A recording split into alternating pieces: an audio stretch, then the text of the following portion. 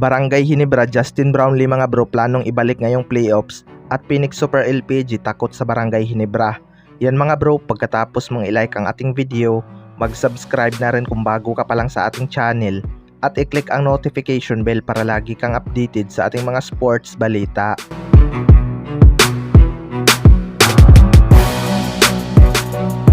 So bumalik na nga itong momentum ng Barangay Ginebra mga bro dahil kay Scottie Thompson.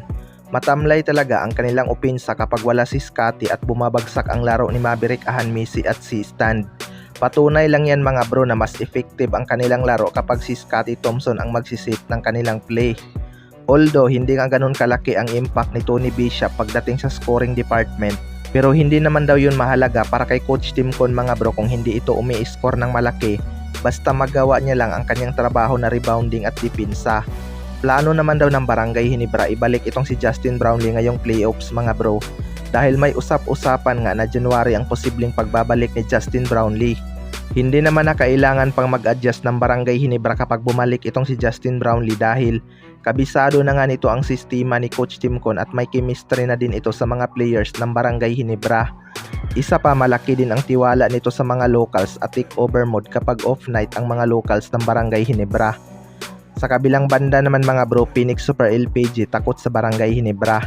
Ang Phoenix Super LPG ang isa sa mga dark horse team ngayon at napakaganda ng kanilang performance. Hindi nga lang nakasama sa top 10 all-star player itong kanilang local na si Jason Perkins, kahit maganda ang performance nito dahil 7 nga sa 10 na yon ay galing sa Barangay Ginebra. Si Maverick Ahanmisi naman na hindi napili last all-star ay matik kasama na ngayon. Takot nga daw itong Phoenix Super LPG na makatapat ang Barangay Ginebra sa quarterfinals kahit mayroon silang twice to beat advantage. Well, para sa akin mga bro, dangerous na kalaban itong Barangay Ginebra kapag playoffs.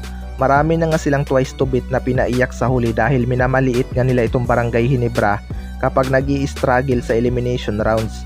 Mas nakakatakot ngang kalaban itong Barangay Ginebra kapag nakabalik itong si Justin Brownlee dahil alam naman natin kung ano ang kaya nitong gawin. Kung sakali mang magharap sa quarterfinals ang Barangay Ginebra at Phoenix Super LPG, panigurado mag-iiba talaga ang resulta dahil nakabalik na nga itong si Scottie Thompson.